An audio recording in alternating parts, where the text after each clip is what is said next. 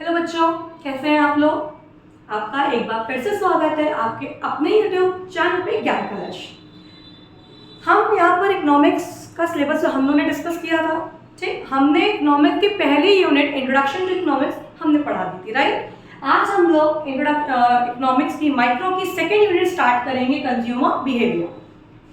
अब consumer behaviour है बेटा जी, हम लोग का जो नेक्स्ट है, सबसे पहले हम लोग पढ़ते हैं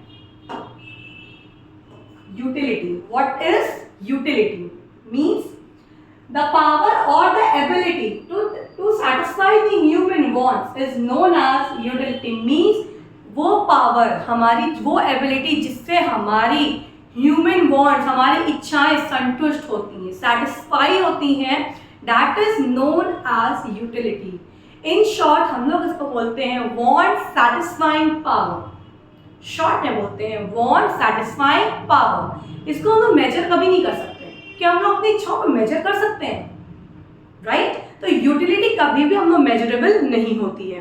तो हमारी यूटिलिटी मीनिंग क्या होती है? द पावर और the ability to satisfy the human wants is known as utility. Correct. In short I said want satisfying power is known as utility. Utility बेटा हमारी दो होती है, total utility and marginal utility. अब ma'am total utility क्या होती है? जो हमें टोटल सेटिस्फैक्शन मिलता है, हम लोग जब यूनिट्स को कंज्यूम करते जाते हैं एट द एंड जब हम पूरा सेटिस्फाई हो जाते हैं, जो हमें टोटल सेटिस्फैक्शन मिलता है, that is known as total utility. That is known as total utility means the total satisfaction derived by consuming the total units of the commodity is known as TU. Is known as TU. For example, हमने units consume की 0, 1, 2, 3, 4, 5, 6, 7, right. सबको visible है। हमने कोई भी units consume नहीं की, 0 units, हमने कुछ भी नहीं खाया, तो हमें क्या कोई सेटिस्फैक्शन मिलेगा? हमें नहीं मिलेगा। एक रोटी खाया तो हमें 10 का सेटिस्फैक्शन मिला, 2 खाया 18, 3 खाया 24, 4 28, 5 30, यहाँ तक हमारा पेट भर गया। हम लोग बोलते हैं बस मम्मी हमारा हो गया, अब हम लोग इससे ज़्यादा नहीं खा सकते। होता नहीं कभी कभी एकदम पेट भर गया, तो हमारा देखिए यहाँ तक हमारा टीयू क्या कर रहा है बेटा जी? इंक्रीज कर रहा है। क्या कर रहा है? इंक्रीज कर रहा है। लेकिन उसके बाद हम लोग का हो गया, बस हमारा पेट भर गया, हम नहीं खा सकते, हम नहीं खा सकते, मतलब कि बस अब मुझे लाकर दीजिए ही मत। हमारा टीयू यहाँ पर क्या है? मैक्सिमम हो गया। मैक्सिमम को बेटा हम लोग सैचुरेशन पॉइंट भी कहते हैं। क्या बोलते हैं? Saturation point. उसके बाद हुआ, होता नहीं कभी मम्मी ने आपको फोर्स कर दिया कि नहीं बेटा इतनी दूर से चल के आ, एक रोटी अच्छा और ले लो। अब क्या हुआ? आपने वो जबरदस्ती एक रोटी खा तो ली, लेकिन आफ्टर सम टाइम्स आपको वॉमिट हो गया। वॉमिट हुआ तो क्या अंदर का खाना बाहर निकला, राइट। तो हमारा टीयू क्या हो गया? सेटिस्फैक्शन बढ़ने की जगह हमारा घट गया, घटा, तो हमारा टीयू क्या हो गया? डिक्रीज हो गया। इसका मतलब हमारा जो टीयू का बिहेवियर होता है, टीयू की मीनिंग नहीं आती है, मोस्टली होता है बेटा मीनिंग नहीं आती है, आपका बिहेवियर आता है। तो मतलब हमारा टीयू पहले इंक्रीज करता है इन the consumption of unit, with the consumption of unit. जैसे जैसे हमने यूनिट्स को कंज्यूम किया, हमारा सेटिस्फैक्शन क्या हो गया? बढ़ गया। बट एक टाइम आए जब हमारा पेट भर गया, हम लोग इससे ज़्यादा नहीं खा सकते, इससे ज़्यादा हम लोग नहीं खा सकते, हमारा पेट भर गया। That is known as saturation point. मतलब कि हम लोग टीयू का बिहेवियर क्या होता है? मैक्सिमम। ठीक है। उसके बाद हुआ वॉमिट हो गया, सेटिस्फैक्शन बढ़ने की जगह क्या हो गया? घट गया। हमारा क्या हो गया? डिक्रीज हो गया। It means TU first increases with the increase in the consumption of unit. जैसे जैसे हम यूनिट्स को कंज्यूम कर रहे हैं, हमारा टीयू क्या कर रहा है? इंक्रीज कर रहा है। फिर उसके बाद एक टाइम है जब हमारा पेट भर गया, हम लोग बिल्कुल नहीं खाएंगे, तो हमारा टीयू क्या हो गया? Maximum. And afterward it decreases. ये हमारा टीयू का बिहेवियर है। पहले टीयू बढ़ता है, फिर मैक्सिमम होता है, फिर उसके बाद क्या होता है? घटता है। पहले बढ़ता है, फिर कांस्टेंट होता है, स्टेबल होता है, फिर वो घटता है, राइट। इसकी हम लोग ग्राफ की बेटा बात करें,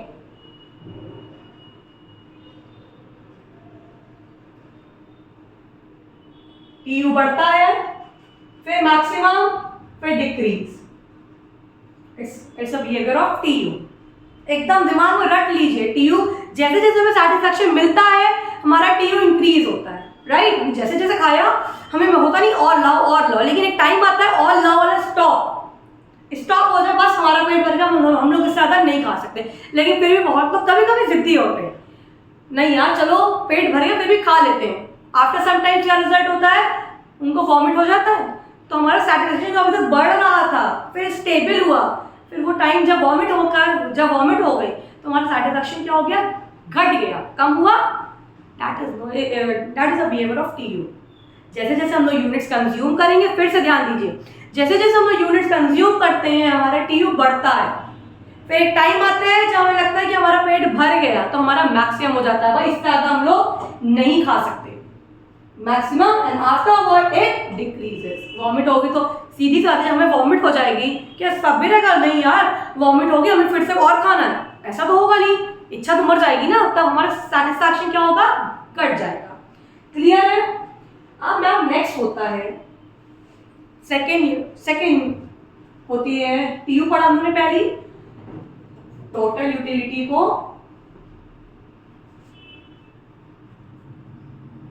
टोटल यूटिलिटी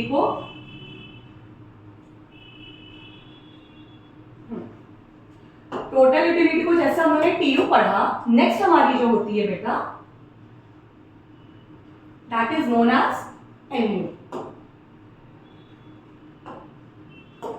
मार्जिनल यूटिलिटी। अब मैम मार्जिनल यूटिलिटी क्या होती है, ध्यान से पढ़िएगा, सुनिएगा। The change of the total utility resulting from one additional unit of the commodity consumed is known as marginal utility।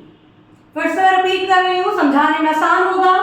The change of the total utility resulting from one additional unit of the commodity consumed, मतलब कि पहले हमने एक रोटी खाई, दो रोटी खाई, तीन रोटी खाई, जैसे जैसे हम लोग की यूनिट बढ़ रही है, एडिशनल यूनिट कितने से, फ्रॉम वन एडिशनल यूनिट, और कितने से हमारी सैटिस्फैक्शन हमारा कितने से बढ़ रहा है, कितने से चेंज हो रहा है हमारा सैटिस्फैक्शन। जब हम लोग एक एडिशनल यूनिट कंज्यूम कर रहे हैं, हमारा सैटिस्फैक्शन कितने से चेंज हो रहा है, that difference is known as marginal utility. Is it clear. मैं फिर से रिपीट समझा रही हूँ, फिर से ध्यान दीजिएगा, बच्चे इससे थोड़ा सा कंफ्यूज होते हैं, उनको मीनिंग समझ में नहीं आती है। फिर से समझिएगा, जब भी हम लोग यूनिट बेटा कंज्यूम कर रहे हैं, एक रोटी, दो रोटी, तीन रोटी, चार रोटी, 5, 6, हम लोग की कितनी यूनिट बढ़ रही है, एक एक तो बढ़ रही है। ये एक एक यूनिट जो बढ़ रही है is known as one additional unit. अब एक रोटी खाए तो हमें 10 का मिला, सेकंड खाए तो 18, 30 खाए तो 20, राइट, फिर खाए तो 24, ऐसे बढ़ रहा है। तो कितने से हमारा सैटिस्फैक्शन बढ़ रहा है, चेंज हो रहा है। हम यहाँ पर इंक्रीज देख ही नहीं रहे, हम लोग ये बिल्कुल ध्यान नहीं दे रहे हैं कि इंक्रीज हो रहा है, कितने से हमारा टोटल सैटिस्फैक्शन चेंज हो रहा है, that is known as marginal utility, that is known as marginal utility.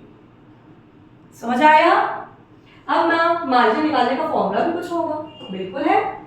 नीचे वाले टीयू को हम लोग ऊपर वाले टीयू से हम लोग माइनस कर दें तो हमारा एमयू निकल जाएगा, मतलब कि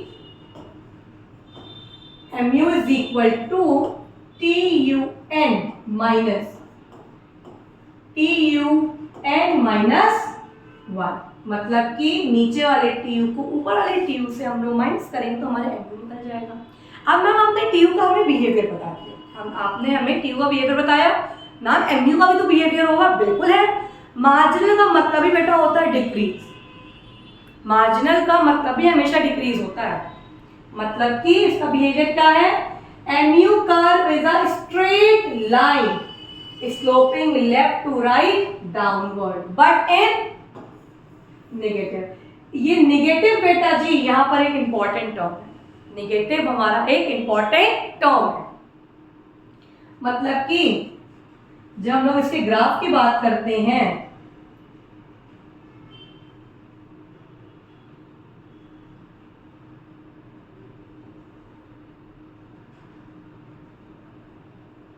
देखिए mu यहाँ घट रहा है बट इन पॉजिटिव। फिर यहाँ पर mu 0 हुआ, जब हमारा mu 0 हुआ और 0 के बाद वो क्या हो गया, निगेटिव हुआ। ये हमारा mu का बिहेवियर है। Means mu curve with a straight line sloping left to right downward in negative, that is the behaviour of mu। Is it clear? अब ना हमें mu निकालना भी तो पता होना चाहिए। देखिए जब हमने 0 यूनिट्स कंज्यूम किए, जब हमने बेटा 0 यूनिट्स कंज्यूम किए, हमें 0 सेटिस्फैक्शन मिला, तो क्या यहाँ कुछ चेंज हुआ? क्या यहाँ कुछ था ही नहीं ना पहले से, तो mu 0 पे निल होता है, 0 नहीं होता है। जब हमने कुछ कंज्यूम ही नहीं किया, क्या mu का कुछ चेंज हुआ? हमें कुछ चेंज हुआ नहीं हुआ, तो 0 यूनिट ऑफ कंज्यूम पे हमारा मार्जिनल यूटिलिटी जो होता है वो होता है निल। क्या होता है? निल। निल मतलब कि डैश। क्लियर है? अब फिर 0 से 10 हुआ, 10 minus 0 10, 18 minus 10 8, 24 minus 18 6, 4, 2, 0 minus 2। mu निकलना आ गया। अब देखिए जो मैंने आपको ग्राफ बताया था,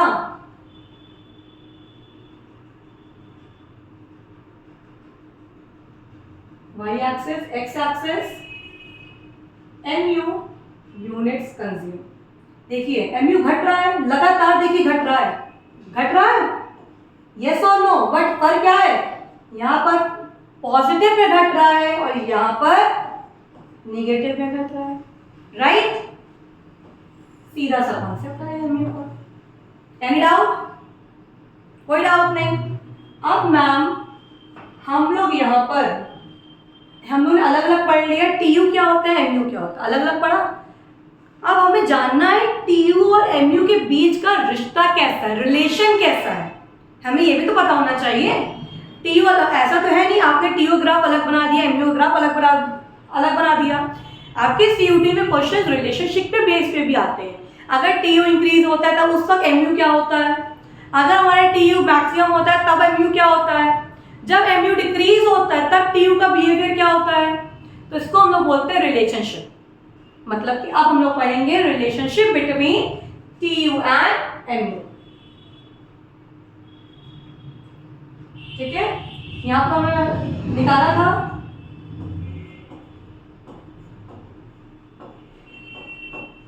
ठीक है, इसी को देखकर देखिए आपको हम समझाएंगे। देखिए मैंने आपसे क्या कहा था, यहां तक tu बढ़ रहा है, यहां तक tu इंक्रीज हो रहा है बेटा जी। अब ध्यान दीजिए, जब हमारा tu इंक्रीज हो रहा है एट द सेम टाइम हमारा mu डिक्रीज हो रहा है। क्या हो रहा है? डिक्रीज हो रहा है बट इन पॉजिटिव। मतलब कि जब हमारा tu इंक्रीज हो रहा है एट द सेम टाइम हमारा mu डिक्रीज हो रहा है बट इन पॉजिटिव। राइट? जब हमारा tu सैचुरेशन पॉइंट पे है, जब हमारा tu मैक्सिमम पॉइंट पे है, तब हमारा mu 0 है। दिख रहा है ना साफ साफ? देखिए साथ का रिलेशन देखिए, जब हमारा tu मैक्सिमम है तब हमारा mu क्या है, 0 है। राइट? अब जैसे ही tu घट गया, जैसे ही हमारा सेटिस्फैक्शन कम हो गया, तब भी mu डिक्रीज कर रहा है बट इन नेगेटिव। मतलब कि हमने रिश्ता क्या पढ़ा, जब हमारा बेटा जी tu इंक्रीज होता है with the consumption of unit, at the same time हमारा mu डिक्रीज होता है इन पॉजिटिव। और जब हमारा tu 0 होता है, मतलब मैक्सिमम होता है, जब हमारा टोटल सेटिस्फैक्शन कांस्टेंट होता है, सैचुरेशन पॉइंट पे होता है, मैक्सिमम पॉइंट पे होता है, तब हमारा mu क्या होता है, 0। जब हमारा tu मैक्सिमम पॉइंट पे होता है तब हमारा mu क्या होता है, 0। राइट? और जब हमारा tu डिक्रीज करता है, mu तो वैसे ही डिक्रीज कर रहा है, mu तो वैसे डिक्रीज करा, बट जब tu डिक्रीज होता है तो mu भी डिक्रीज होता है, बट इन निगेटिव। इतना क्लियर है? कोई कंफ्यूजन नहीं होगी? कोई कंफ्यूजन है किसी को? नहीं है। चलिए आगे बढ़ते हैं। अब बेटा आती है, मैम आपने अलग अलग तो बता दिया, लेकिन साथ का रिलेशनशिप का ग्राफ भी तो होगा। मैंने अभी तक आपको टीयू का अलग ग्राफ बताया, एमयू का ग्राफ आपको अलग बताया, राइट? अब बात आती है मैम साथ में रिलेशन है, साथ में ग्राफ भी होगा बेटा।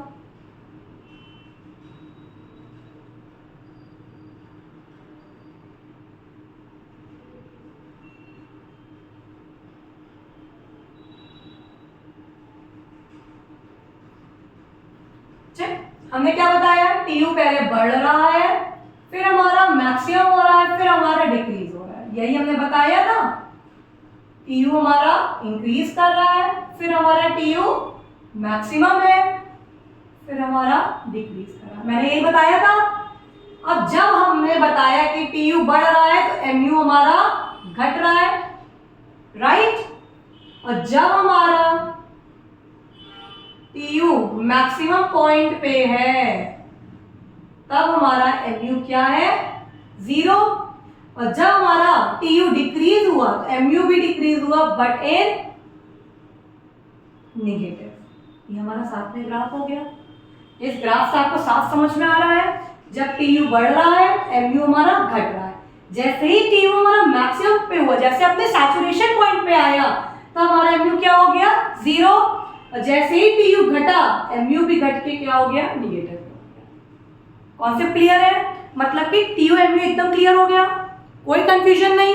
चलिए बेटा नेक्स्ट टॉपिक हम लोग आते हैं। एक हमारा लॉ है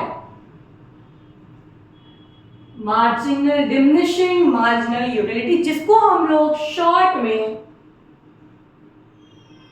डीएमयू भी कहते हैं, डिमिनिशिंग मार्जिनल यूटिलिटी। ये क्या मैम नया है? ये कुछ नया नहीं है, जो अभी हमने आपको पढ़ाया है वे उसी का मिक्सचर इना के उसी का कंक्लूजन है। क्या, कैसे?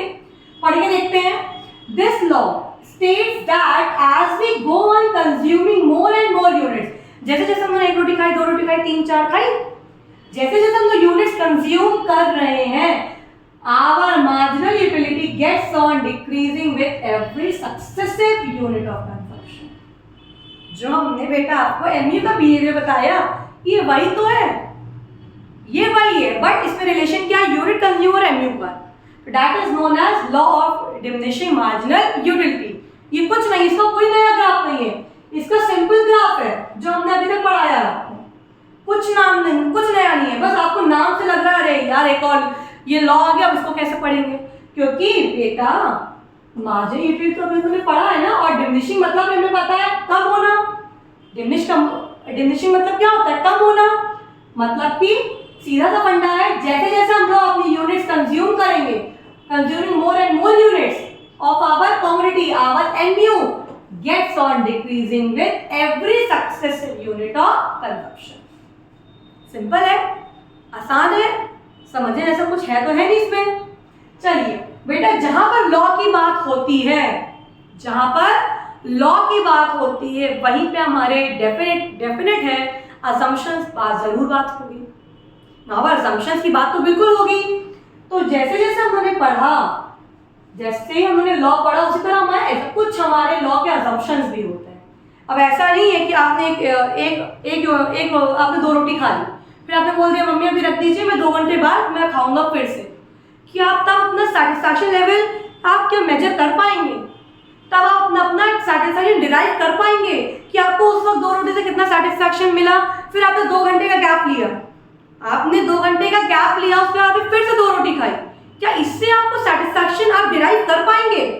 बिल्कुल नहीं कर पाएंगे। इट मींस आपका पहला असम्पशन यही कहता है कि ये जो हमारा कंज्यूमिंग का प्रोसेस है वो हमारा कंटिन्यूअस होना चाहिए। अब ऐसा नहीं है 2 रोटी खा ली बस मम्मी अब 2 घंटा रख दो, मैं फिर से 2 रोटी खाऊंगा, फिर रख दीजिए, फिर मैं 2 रोटी खाऊंगा। फिर तो इंसान ऐसे कितनी रोटी खा ले? यस और नो? तब तो आप अपना सेटिस्फैक्शन डिराइव तो कर नहीं पाएंगे। कर पाएंगे क्या? नहीं कर पाएंगे।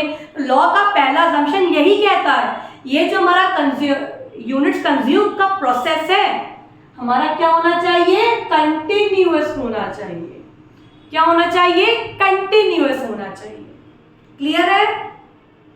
फिर उसके बाद आती है, कभी कभी होता है हमने रोटी बनाई, आपकी मम्मी ने रोटी बनाई, फॉर एग्जाम्पल आपकी मम्मी ने इतनी बड़ी रोटी बनाई, उसके बाद आपने 2 रोटी खा ली, ठीक। उसके बाद आपकी सिस्टर चली गई बनाने की, रहने दीजिए मम्मी रोटी हम बना रहे हैं, ठीक है, आपका डेली लाइफ का एग्जाम्पल है। आपकी बहन ने वही रोटी इतनी बड़ी बनाई, तो जब मम्मी ने आपको रोटी बनाई तो आपने 2 खाई। जैसे आपके सिस्टर ने रोटी बनाना शुरू किया, इतनी बड़ी पूरी के बराबर आपको उन्होंने रोटी बनाना शुरू किया, तब आप खाते गए। इससे क्या सेटिस्फैक्शन डिराइव कर पाएंगे, नहीं कर पाएंगे। मतलब कि मेरा कहने का मतलब सीधा सा ये है, अगर हम लोग कभी भी सेटिस्फैक्शन लेते हैं, जब भी हम लोग सेटिस्फैक्शन डिराइव करते हैं, तो जो हमारा नेचर, यूनिट्स का नेचर होना चाहिए वो एक जैसा होना चाहिए, वो हमारा एक जैसा होना चाहिए, मीन्स होमोजीनियस नेचर होना चाहिए।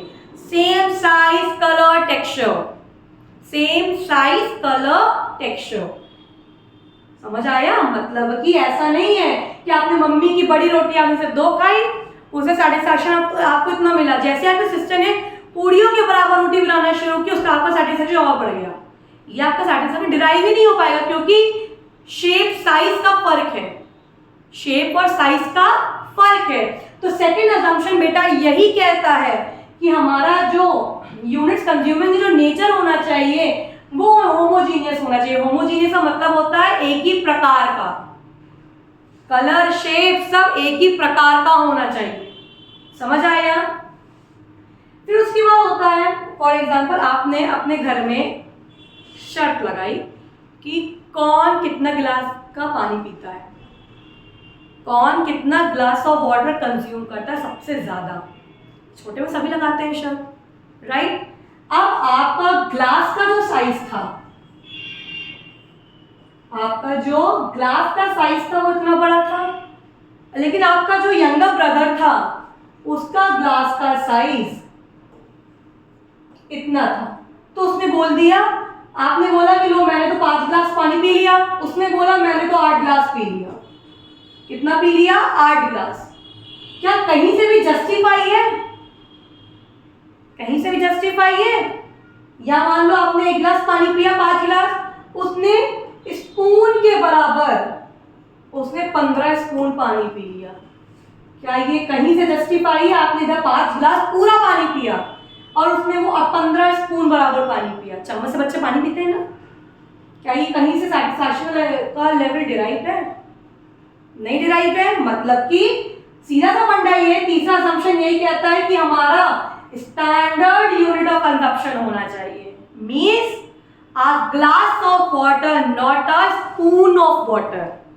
अगर हमें पता है कि हमें पानी का कंजप्शन करना है तो स्टैंडर्ड होना चाहिए। ऐसा थोड़ी है आपको बहुत तेज प्यास लगी, आपकी मम्मी ने आपको चम्मच लाकर दे दिया, लो बेटा पानी पियो, ये क्या स्टैंडर्ड यूनिट है? नहीं है। मींस 3 असम्पशंस यही कह रहे हैं। सबसे पहले हमारे कंजप्शन में कंटिन्यूटी मेंटेन होनी चाहिए। क्या होनी चाहिए? कंटिन्यूटी मेंटेन होनी चाहिए। उसके बाद हमारा होमोजीनियस नेचर होना चाहिए। Last standard unit of consumption होना चाहिए, means a glass of water not a spoon of water, not a spoon of water. मतलब कि अगर हमें पता है कि पानी का ग्लास का मेजरेबल ग्लास से होता है, हम चम्मच से पानी नहीं पी सकते हैं, तो ये हमारे जो यूनिट का कंजप्शन होना चाहिए वो स्टैंडर्ड यूनिट का होना चाहिए। क्लियर है आपको? लॉ में समझ में आ गया। मतलब कि हमने सबसे पहले यूटिलिटी पढ़ी, उसके बाद हमने TUMU पढ़ा, नेक्स्ट हमने पढ़ा law of diminishing marginal utility. Clear हो गया? इसके साथ साथ हमने असम्पशंस पढ़ा। क्लियर है? आगे बढ़े, चलिए आगे बढ़ते हैं हम लोग main topic consumer behaviour. Consumer behaviour में ही हम लोगों ने अभी तक TUMU को इंक्लूड किया था। अब बात नई टॉपिक आता है कंज्यूमर इक्विलिब्रियम क्या होता है। कंज्यूमर इक्विलिब्रियम क्या होता है? A consumer is said to be in equilibrium when he spent the last rupee of his income on various in such a way so as to get maximum satisfaction. अपनी जेब का वो आखिरी पैसा उतना हद तक वहां खर्च करे कि उसको लग जाए कि हाँ, मैं अगर यहाँ पर 1000 रुपये खर्च करूंगा तो मेरा पैसा यहाँ पर वर्थफुल है, वेस्ट नहीं है। अगर यहीं पे कहीं पे सेल चल रही है, जैसे सीजन पे, फेस्टिव पे हर फुटवेयर शॉप पे सेल लगती है, होता नहीं 250 की चप्पल है, 300 की चप्पल है। अब लेकिन अगर आप सेल पे जाइए, आप वहाँ पर सेल पे जो चप्पलें लगी हैं, फुटवेयर्स लगी हैं, आपको वहाँ पर बताया जाए कि ये चप्पल आपकी 1200 की है, क्या आप उस वहाँ पर सेल में क्या वो 1200 खर्च करेंगे? अगर आप कर भी देंगे ना, तब भी आपको वो सेटिस्फैक्शन अचीव नहीं होगा। भले ही मॉल में जाकर आप वो 1500 खर्च कर दें, लेकिन आपको वहाँ पर सेटिस्फैक्शन मिलेगा। क्यों? क्योंकि आपको वहाँ पर पता है कि यहाँ पर उसका स्टैंडर्ड मेंटेन, वो ब्रांडेड है, उसकी क्वालिटी खराब नहीं है। लेकिन सेल में क्या उसको 1000 रुपये, 1000 क्या, आप 800 रुपये पे करेंगे, क्योंकि आपको पता है वो हम लोग का डिफेक्टिव माल है जो उन्हें आगे सेल में सेल करना है, सेल में उनको सेल करना है। क्या वहां पर आप 800 रुपये खर्च करेंगे? कर भी, एक तो पहली बात बिल्कुल नहीं करेंगे, करेंगे भी क्या सेटिस्फैक्शन मिलेगा? नहीं मिलेगा। वहीं हम लोग जब हम लोग शोरूम जाते हैं, शॉप पे जाते हैं, तब वहाँ पर हम लोग 1500 का भी फुटवेयर लेंगे, तब भी हमें वहाँ पर सेटिस्फैक्शन अचीव होगा। यही हमारा कंज्यूमर इक्विलिब्रियम कहता है, मतलब कि हम लोग अपना लास्ट रुपये ऐसे खर्च करें जहां हमें मैक्सिमम सेटिस्फैक्शन अचीव हो, जहां हमें मैक्सिमम सेटिस्फैक्शन अचीव हो, that is known as consumer equilibrium. अब मैम कंज्यूमर इक्विलिब्रियम समझ में आया, लेकिन इसमें न्यू टॉपिक था कि जब एक कमोडिटी की बात होती है तब हमारा कंज्यूमर कैसे इक्विलिब्रियम पॉइंट पे अचीव करता है, और जब हमारी 2 या 2 से ज्यादा हम लोग की कमोडिटी होती है तब हमारा कंज्यूमर कैसे अचीव करता है। क्लियर? सबसे पहले हम लोग पढ़ते हैं commodity in single condition in single commodity. जब हमारे पास एक कमोडिटी है तब हमें कंज्यूमर कैसे अपना अचीवमेंट अचीव करता है, उसे मैक्सिमम सेटिस्फैक्शन कैसे मिलता है। A consumer is said to be in equilibrium in case of one or single commodity when condition is fulfilled। जब हमारी एक कंडीशन फुलफिल्ड होती है, means a marginal utility of X commodity divided by marginal utility of money MUM is equal to the price of X commodity, to the price of X commodity। जब हमारी बेटा ये condition fulfilled होगी तब हमारा consumer equilibrium point पे achieve हो जाएगा, उसे वहां पर मैक्सिमम सेटिस्फैक्शन अचीव हो जाएगा। मैम कैसे?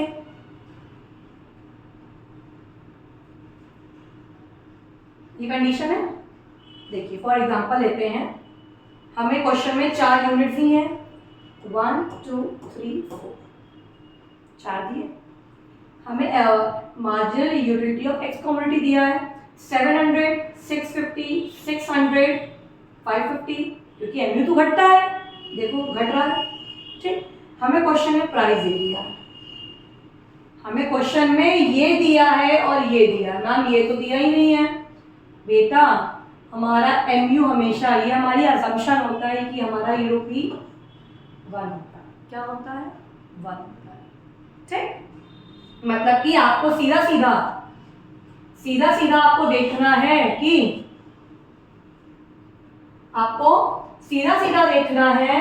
कि कहां पर MUX marginal utility of x commodity बराबर हो किससे? प्राइस ऑफ एक्स कमोडिटी से। जहां पर ये दोनों बराबर होंगे वहां पर ही कंज्यूमर अपना सेटिस्फैक्शन अचीव कर लेगा। कैसे मैम? देखिए, जब हम लोग यहाँ पर MUX अपॉन M करेंगे, MUM 1 होना चाहिए, मैंने आपको बताया, तो 700, तब तो ये पूरा सेम होगा ना।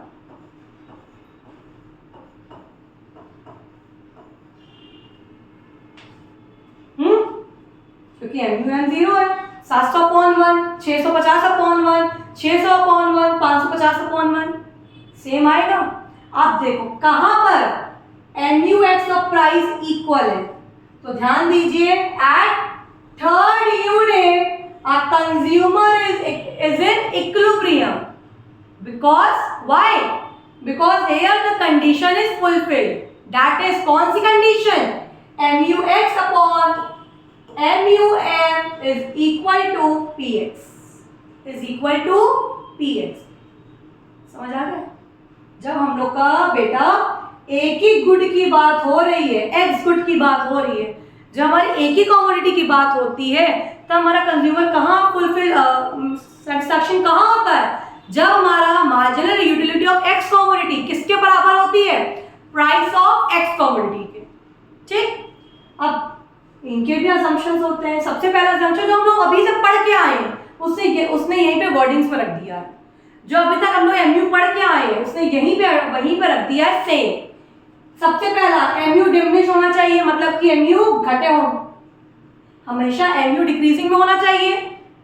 ठीक है, घटते ही रहे, फुल कंडीशन फुलफिल्ड है। एमयूएम शुड बी वर्थ ₹1, ये हमेशा ₹1 ही होती है।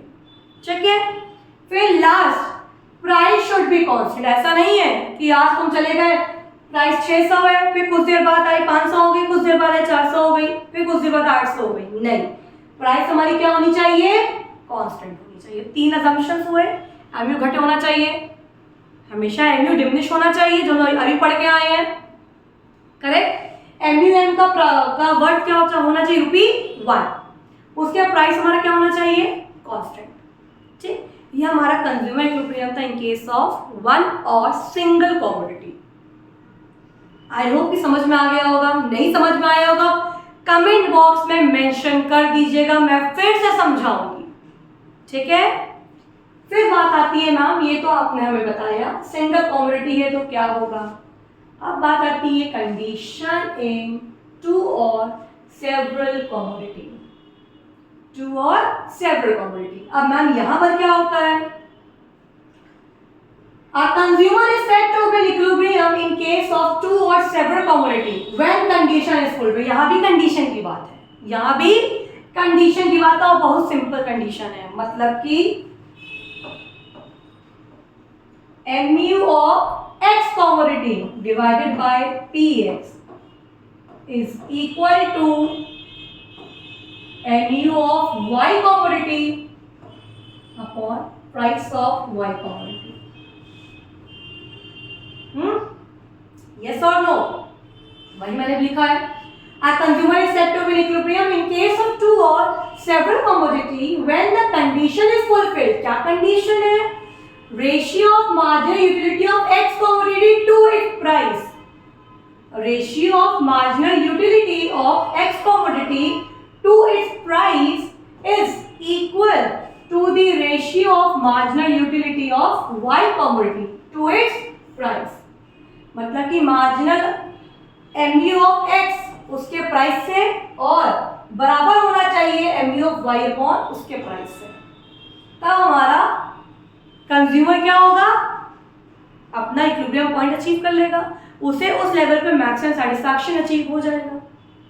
ठीक है मैम, समझ में तो आ गया, लेकिन निकालेंगे कैसे? जैसे आपने इसके पहले टेबल बताकर हमें बताया कि थर्ड यूनिट पे कंज्यूमर इक्विलिब्रियम पॉइंट पे था। क्यों था? Because here the condition is fulfilled. Ma'am इसका भी तो समझ में आना चाहिए। तो बेटा जी क्यों चिंता कर रहे हैं, हम न्यूमेरिकल कराएंगे ना। देखिए ऐसे क्वेश्चन आता है, एक क्वेश्चन करते हैं। Suppose a consumer has ₹30 with him. For example आपकी मम्मी ने कहा बेटा ये ₹30 है, मैं आपकी मम्मी ने आपको ₹30 दिए, ₹30 दिए, और उन्होंने कहा आपको इसमें आपको गुड एक्स भी लाना है और गुड वाई भी लाना है। लेकिन आपकी मम्मी ने ये नहीं बताया कि आपको गुड एक्स कितना लाना है और आपको गुड वाई कितना लाना है। मतलब कि मम्मी ने कहा बेटा आपको उन ₹30 में सूजी भी लानी हो, मैदा भी लानी है। इतना सस्ता नहीं है पता है मुझे, लेकिन यहाँ पर डेली लाइफ का एग्जाम्पल है, अज्यूम दैट राइट। आपकी मम्मी ने आपको ₹30 दिया, आपने मम्मी ने कहा आपको ये भी गुड लाना है, ये भी गुड लाना है, लेकिन आपको मम्मी ने बताया नहीं कि सूजी 50 ग्राम लानी है या मैदा 100 ग्राम लाना है। वो मम्मी ने आप पे छोड़ दिया, उन ₹30 में आप उसको कैसे मैनेज करेंगे? ये सॉल्व नो, और यही तो ट्रिक है। Suppose a consumer has ₹30 with him, he intended to purchase both X and Y commodity with his money. अब वो दुकान पे गया, उसने देखा X गुड का जो प्राइस है 4 रुपए है और Y गुड का प्राइस 2 रुपए है। वो दुकान पे गया, शॉपकीपर के पास गया, शॉपकीपर ने बताया कि बेटा सूजी का 4 रुपए है, मैदे का 2 रुपए है। अब आपकी मम्मी तो बताया नहीं ना क्या वो कितना कितना परचेज करना है। अब वहां पर कैलकुलेट करने तो आप बैठेंगे नहीं, यस और नो। तो ऐसे ही आपके एग्जाम में भी क्वेश्चन आता है। Suppose a consumer has ₹30 with him, he intended to purchase both X and Y commodity with his money. The price of X and Y commodity are ₹4 and ₹2. How many units did a consumer purchase? मतलब कि आप कितनी units good X की लेंगे और कितनी units good Y की लेंगे, यस और नो। तो देखिए आपको क्वेश्चन में यूनिट्स दी हैं 1 से 10 तक, सबको विजिबल है। आपको मार्जिन MU दिया है X कॉमोडिटी का, विजिबल, MU Y दिया है। तो फॉर्मूला क्या है, MUX upon PX, MUY upon PY। मतलब कि 80 upon 4, 80 upon 4, 22 upon 4, 64 upon 4, 56 upon 4, yes और नो। सारे MU को आप प्राइस से डिवाइड करेंगे तो ये आएगा, सारे MU को P के प्राइस से डिवाइड करेंगे तो ये आएगा। करके देख लीजिएगा, ठीक है।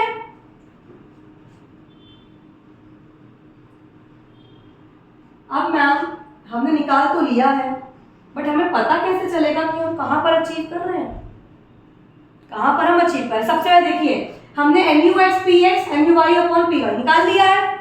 हमें अब सबसे पहले मार्क करना है कहां पर सेम आ रहा है। मतलब कि देखो 18 सेम है, 16 14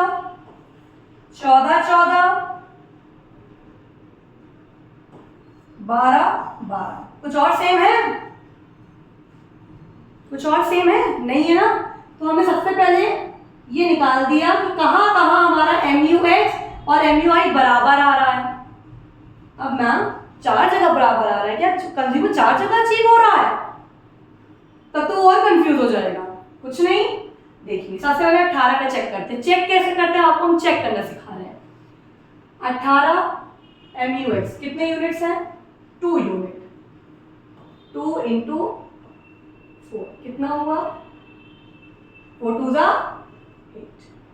18 3 यूनिट पे है, 3 इंटू 2 कितना रुपए हुआ, 14। ये तो बहुत कम हो गया, तो बहुत कम हो गया क्योंकि आपकी मम्मी ने 30 में दिया है आपको, यस और नो। फिर चेक करते हैं, 16 से चेक करते हैं, 3 इंटू 4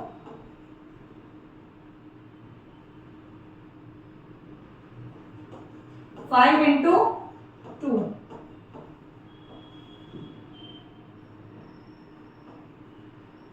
ये भी कम हो रहा है ना। फिर 14 से चेक करते हैं, 4 इंटू 4 7 इंटू 2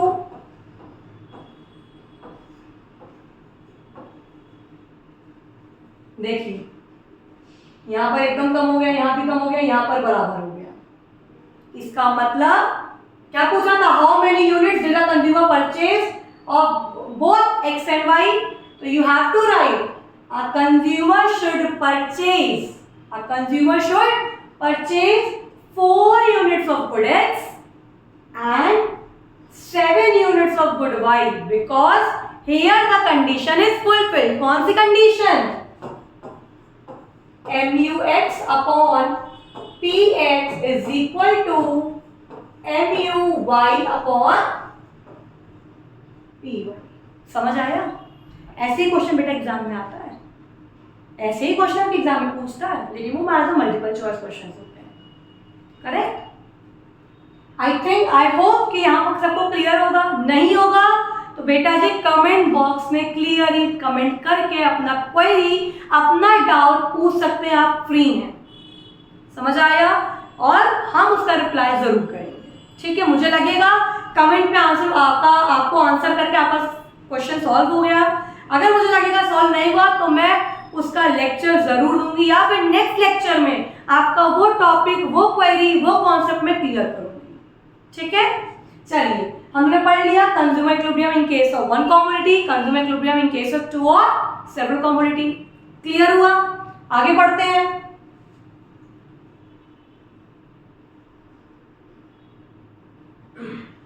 बेटा फिर एक नया टॉपिक आता है, इंडिफरेंस कर्व। पढ़ा होगा, सुना होगा, पढ़ा तो शब्द होगा, भले किसी को याद ना हो। ठीक है, इंडिफरेंस कर्व बेटा होता क्या है? It is a graphical representation. Indifference curve is a graphical representation which shows that different combination of two goods, जहाँ पर दो goods अलग अलग, different combination of two goods which gives equal satisfaction means Nestle Maggi Patanjali Maggi या Nestle Maggi या UP Maggi, right? Equal satisfaction to the consumer or a consumer is indifferent at each level. Good X, good Y. Good X क्या था? 1 2 3 4, good Y 10 7 5 4। हम लोग क्या करते हैं, जरूरी है हम लोग दो गुड्स को साथ में कंज्यूम कर सकते हैं इक्वल लेवल पे। अगर हम लोग कोई गुड ज्यादा खा रहे हैं तो क्या हम लोग सेम लेवल पे सेम टाइम पे क्या वो भी गुड्स इक्वल खाएंगे? नहीं खाएंगे। मतलब कि अगर हमारा कोई गुड्स का कंजप्शन बढ़ रहा है तो दूसरे गुड्स का कंजप्शन घटेगा। मतलब कि different combination of two goods. It is a graphical representation which shows the different combination of two goods which gives equal satisfaction. Right? अब इससे बात आती है मैम ये क्या है? जब हम लोग बेटा इंडिफरेंस कर्व की बात करते हैं तब जैसे पीपीसी में हम लोग एमओसी निकालते थे, मार्जिनल अपॉर्चुनिटी कॉस्ट, उसी प्रकार उसी तरह सिमिलर पे, सेम नहीं बोलूंगी मैं, बट उसी प्रकार सिमिलर वे में हम लोग इंडिफरेंस कर्व में एमआरएस और एमआरटी निकालते हैं। MRS means marginal rate of substitution, और इसी को हम लोग एमआरटी भी बोलते हैं, मार्जिनल रेट ऑफ ट्रांसफॉर्मेशन। मतलब कितने रेट से चेंज हो रहा है, सब्स्टिट्यूट हो रहा है, राइट?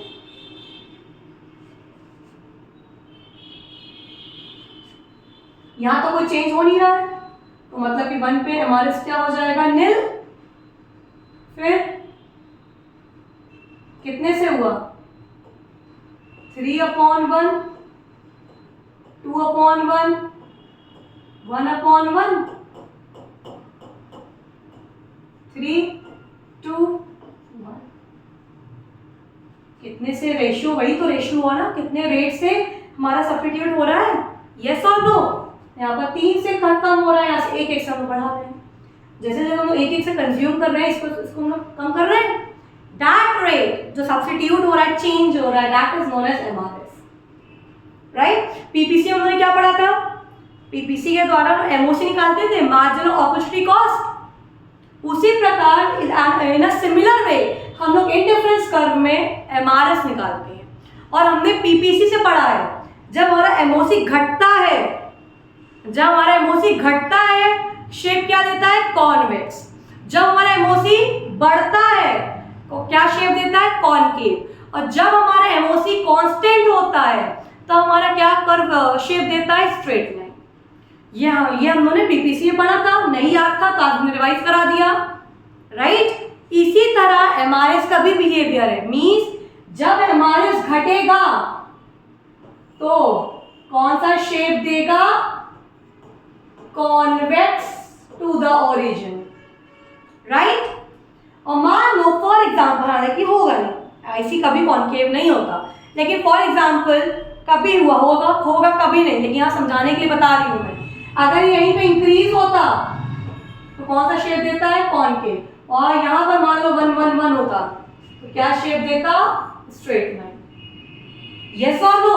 क्लियर है? अब बात आती है मैम शेप, मैम ने बता दिया it is convex to the origin. अब मैम ये लेफ्ट टू राइट क्यों होता है? क्या ये हम लोग का ऐसे नहीं हो सकता? नहीं हो सकता। क्या मैम हम लोग का ये ऐसे नहीं हो सकता है जैसे हमने ये लेफ्ट टू राइट पे आए? क्या ये हमारा राइट टू लेफ्ट में नहीं हो सकता? नहीं हो सकता। क्यों? क्योंकि Indifference curve always slope left to right downward and are it convex in shape because it shows the combination of two goods which are inversely related to each other. जब हमारे दो goods inverse related होते हैं तब हमारा जो curve होता है लेफ्ट टू राइट डाउनवर्ड होता है, और जब हमारा इनवर्स नहीं होता, पॉजिटिव रिलेशनशिप होता है, जब हमारा पॉजिटिव रिलेशन होता है, पॉजिटिवली स्लोप कर्व होता है, तब वो राइट टू लेफ्ट आता है। लेकिन जब हमारा इनवर्सली रिलेटेड होता है तब हमारा लेफ्ट टू राइट डाउनवर्ड आता है। मतलब कॉन्वेक्स कब आता है? जब वो एमआरएस के रूल को फॉलो, लॉ ऑफ एमआरटी को फॉलो करता है, मींस जब वो घटता है डिक्रीजिंग एमआरएस को फॉलो करता है, तब हमारा IC convex to the origin होता है। मैम लेफ्ट टू राइट क्यों होता है? क्योंकि it shows the combination of two goods, it shows the different combination of two goods which are inversely related to each other, right? और it follow the law of decreasing MRA, decreasing है तभी वो convex है, increasing होता तो concave होता, constant होता तो straight line होता। दिमाग में इसको रख लीजिए। यहाँ पर शेप को लेकर बेटा जी बहुत कंफ्यूजन होता है कि नाम कॉन्वेक्स, क्योंकि अभी हम लोगों ने सिर्फ 2 टॉपिक पढ़े तो हमें पता है, हमने सिर्फ अभी तक हम लोग ने 2 टॉपिक पढ़े तो हमें पता है क्या कॉन्केव होता है क्या कॉन्वेक्स होता है। लेकिन जैसे जैसे हमारे टॉपिक्स इंक्रीज होते हैं तब हम लोग के माइंड में बहुत कंफ्यूजन अराइज होता है कि कब हमारा कॉन्केव शेप होता है, कब हमारा कॉन्वेक्स शेप होता है। तो माइंड में एकदम रख लीजिए, ये फिक्स है। जब हमारा इंक्रीजिंग होगा कॉन्केव, डिक्रीजिंग होगा तो कॉन्वेक्स, और कांस्टेंट है तो स्ट्रेट लाइन। पीपीसी में लोगों को बहुत कंफ्यूजन होता है क्योंकि बहुत से टीचर बताते हैं जब हम प्लॉट करके बनाते हैं लोगों का कॉन्वेक्स शेप बन जाता है। जब लोग कुछ प्लॉट करके बनाते हैं तो हमारा कॉन्केव बनता है, प्लॉट करके बनाते तो हमारा स्ट्रेट लाइन जाता है ना। तो ऐसे तो पीपीसी कॉन्केव ही होता है, लेकिन कभी कभी जब लोग के न्यूमेरिकल बेस्ड क्वेश्चन आते हैं तब कभी कभी एमओसी हमारी डिक्रीज ही निकलती है, तब हमारा पीपीसी कॉन्वेक्स शेप हो जाता है। जब हमारा कभी कभी एमओसी ऐसा न्यूमेरिकल जब लगाते हैं, जब हमारा एमओसी 111 या 2222 आता है तब स्ट्रेट कांस्टेंट है, तब हमारा शेप क्या होता है? स्ट्रेट। क्लियर है? आई होप अब शेप को लेकर कोई कंफ्यूजन नहीं होगा, बिहेवियर को लेकर कोई कंफ्यूजन नहीं होगा। शेप बिहेवियर कॉन्वेक्स कब होता है, लेफ्ट टू राइट कब होता है, राइट टू लेफ्ट कब होता है। क्लियर है? आई होप कि यहाँ पर आपका कॉन्सेप्ट क्लियर होता जा रहा है। अभी भी बेटा कोई डाउट बच रहा है, मैं बोलूंगी जब भी आप वीडियो देखें रात में 3 बजे, सुबह 4 बजे या दिन में 12 बजे, कभी कोई कंफ्यूजन है ऑन द स्पॉट आप कमेंट डाल दीजिए। I will see and I will answer for that. Clear है? चलिए आगे बढ़ते हैं। जैसे जैसे हमने इंडिफरेंस कर्व पढ़ा, एक और टॉपिक आता है इंडिफरेंस मैप। इंडिफरेंस मैप का मतलब एसएसटी वाला मैप नहीं है, इंडिया का वर्ल्ड का, इंडिया या वर्ल्ड का मैप नहीं है, ठीक है। हमारा इंडिफरेंस मैप क्या होता है? जो हमारी आईसी की फैमिली होती है, मतलब कि इंडिफरेंस कर्व की फैमिली होती है, जो आईसी का सेट होता है, द सेट और the family of ICs is known as indifference map. Clear? मतलब कि जब हम लोग यहाँ पर ग्राफ की बात करें,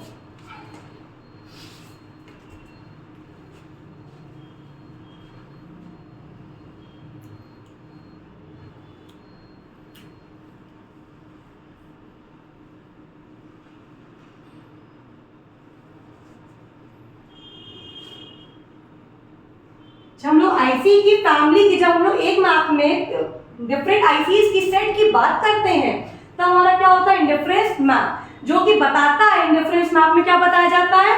इन indifference map each IC give equal level of satisfaction but higher IC give higher satisfaction. Means हमें इक्वल सैटिस्फैक्शन मिल रहा है। देखिए IC1 IC2 IC3, कहीं ना कहीं हमें ये इससे ज्यादा कहीं ना कहीं हमें इसमें सैटिस्फैक्शन मिल रहा है।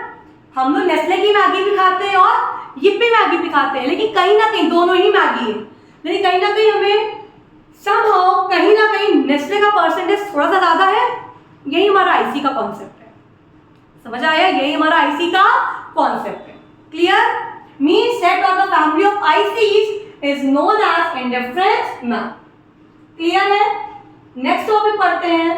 आईसी पढ़ा तो मैम इसकी हम लोग क्या पढ़ेंगे? प्रॉपर्टीज ही पढ़ेंगे। 4 प्रॉपर्टीज जो मैंने मैम में समझाई है, जो आईसी कर्व में मैंने आपको चीजें सब पढ़ाई है, वही उसकी प्रॉपर्टीज भी है। मींस पहला क्या है?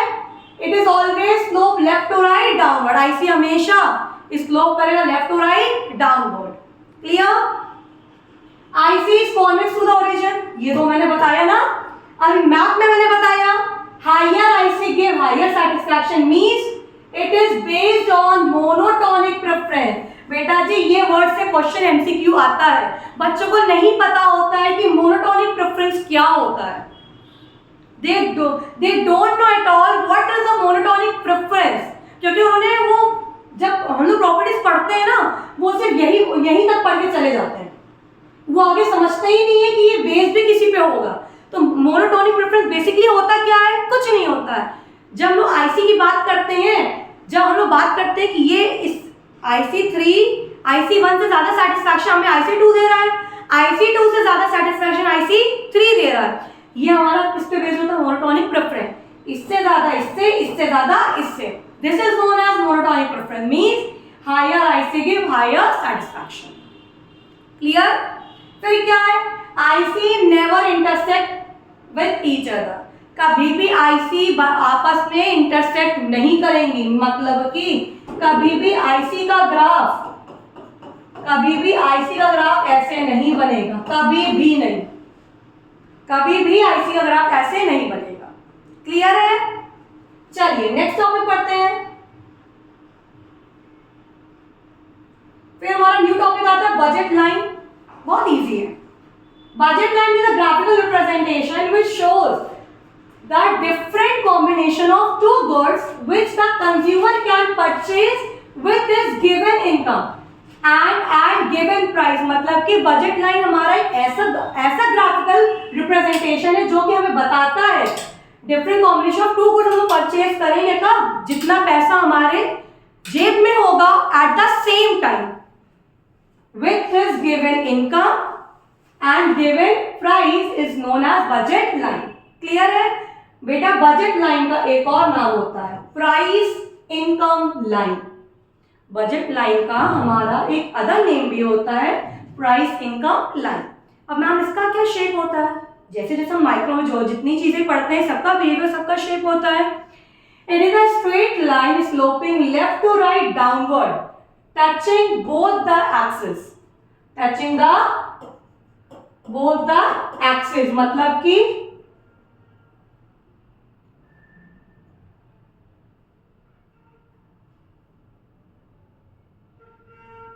y एक्सिस को भी टच करेगा और हमारा x एक्सिस को भी टच करेगा। Clear? It is a straight line sloping left to right downward touching both the axis because क्यों? It shows the combination of two goods which are inversely related to each other. That is one good is sacrificed for another with a constant rate, at a constant price, same price, same rate पे जब हम लोग एक good को दूसरे good के लिए sacrifice करते हैं। क्लियर है? आई होप कि आपके कॉन्सेप्ट क्लियर हो रहे होंगे। नेक्स्ट टॉपिक पढ़ते हैं इसी यूनिट में।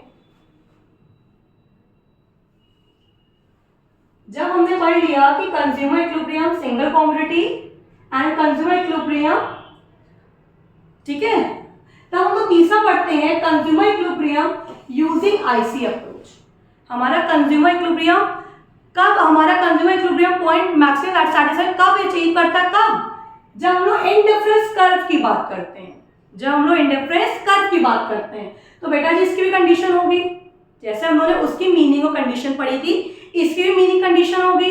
इसकी मीनिंग कंडीशन थोड़ी सी चेंज होगी। क्या, कैसे होगी? A consumer is said to be in equilibrium using IC approach कब? At the point of tangency.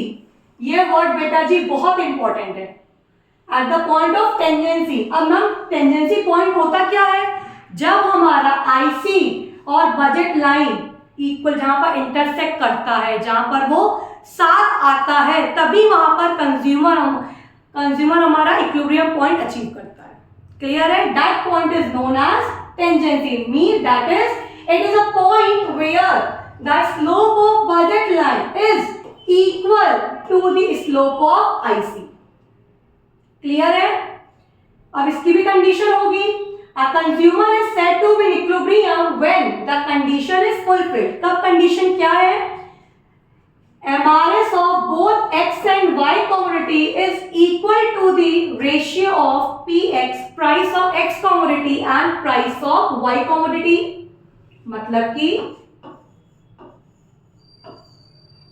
MRS of X and Y commodity is equal to the price of X, price of Y commodity. जब हमारा ये condition fulfilled होगा तब हमारा consumer equilibrium अपना maximum satisfaction achieve करेगा. कब? जब वो टेंजेंसी पॉइंट मीट आउट करेगा. अब मैम टेंजेंसी क्या है, मैं फिर से रिवाइज करा रही हूँ. टेंजेंसी हमारा वो पॉइंट है जहां पर आईसी और बजट लाइन इक्वल होते हैं.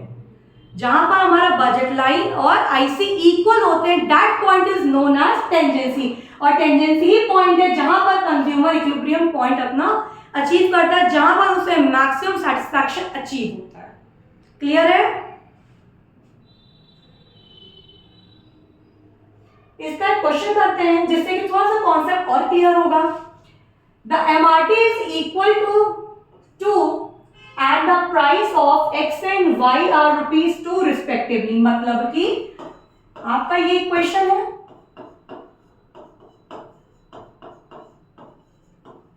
क्लियर है? आपको क्वेश्चन में एमआरटी दिया है, मैंने अभी बताया था एमआरटी और एमआरएस सेम होते हैं, सिमिलर होते हैं, तो ये आपका 2 दिया है. अब आपको प्राइस X भी 2 दिया है और प्राइस Y भी 2 दिया है. Is a consumer in equilibrium? क्या आप बताइए, आपको क्वेश्चन पूछे क्या कंज्यूमर हमारे इक्विलिब्रियम पॉइंट पे है, तो हम लोग सॉल्व कैसे करेंगे? सॉल्व करने इतनी तो मैथ्स आती है ना. क्या ये बराबर है? नहीं है, इट इज नॉट इक्वल. तो हमने बता दिया कि no, a consumer is not in equilibrium. What should a rational consumer do in this situation?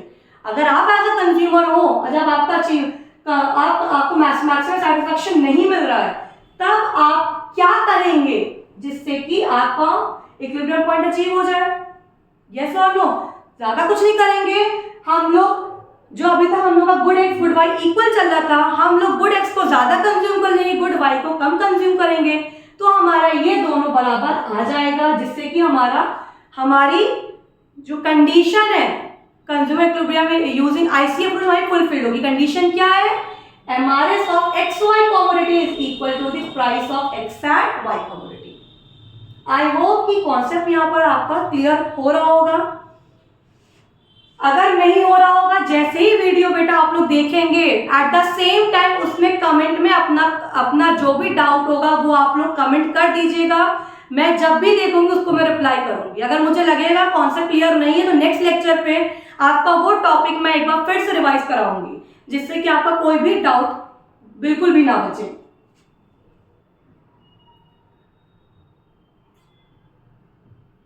चलिए, इस यूनिट का लास्ट टॉपिक हम लोग का आता है cardinal utility and ordinal utility. इससे क्वेश्चंस बहुत कम आते हैं, ज्यादा अराइज नहीं होते हैं, राइट?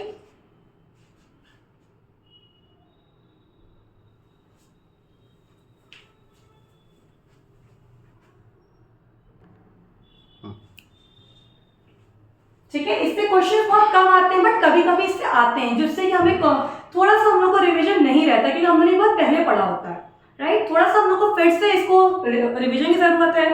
क्या होती है बेटा? जो हमारा कार्डिनल यूटिलिटी होता है, वो हमारा जो ये कॉन्सेप्ट है किसने दिया है? हम लोग का ब्रिटिश इकोनॉमिस्ट ने दिया है.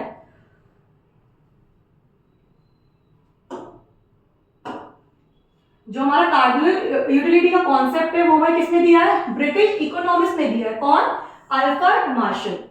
कार्डिनल सीयू का अप्रोच जो यूज होता है हमारा कंज्यूमर इक्विलिब्रियम में यूज होता है.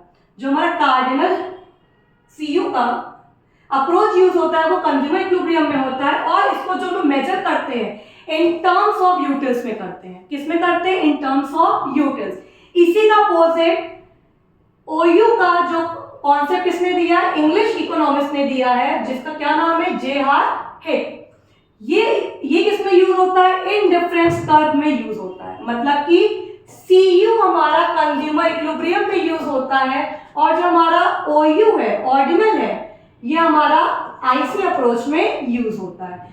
और जैसे कि हम लोग कंज्यूमर इक्विलिब्रियम में क्या करते हैं, जो हमारी टर्म्स ये होते हैं किससे मेजर करते हैं? यूटिल्स में।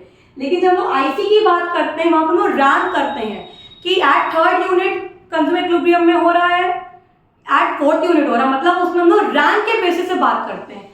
तो CU हमारा किस में मेजर होता है? In terms of utils. But हमारा ICOU किस में मेजर होता है? it can not be measured in terms of utils, but it can be ranked according to consumer preference on various goods. कौन सा गुड्स हमें ज्यादा लेना है, कौन सा हमें कम लेना है, ये हमारी जो भी प्रेफरेंस होती है उस पर डिपेंड करता है। क्लियर है? आई होप आपकी सेकेंड यूनिट का जो कंज्यूमर बिहेवियर पार्ट है आपको क्लियर होगा। नेक्स्ट वीडियो में आपको सेकेंड यूनिट का ही आपका जो लास्ट टॉपिक बचेगा डिमांड, हम लोग उस पर डिस्कशन करेंगे। तब तक के लिए अच्छे से रिवाइज करिए। जो भी डाउट है एट द सेम टाइम जब भी वीडियो देखिए, चाहे वो सुबह के 4 बज रहे हो, चाहे वो दिन के 1 बज रहे हो, जैसे देखिए समझ में नहीं आ रहा कमेंट ड्रॉप करिए। जैसे ही मैं उसको आपका क्वेश्चन आपका डाउट देखूंगी एट द सेम टाइम में उसे आंसर करूंगी। तब तक अच्छे से रिवाइज करिए और वीडियो को लाइक करना, शेयर करना और चैनल को सब्सक्राइब करना ना भूलें। Thank you.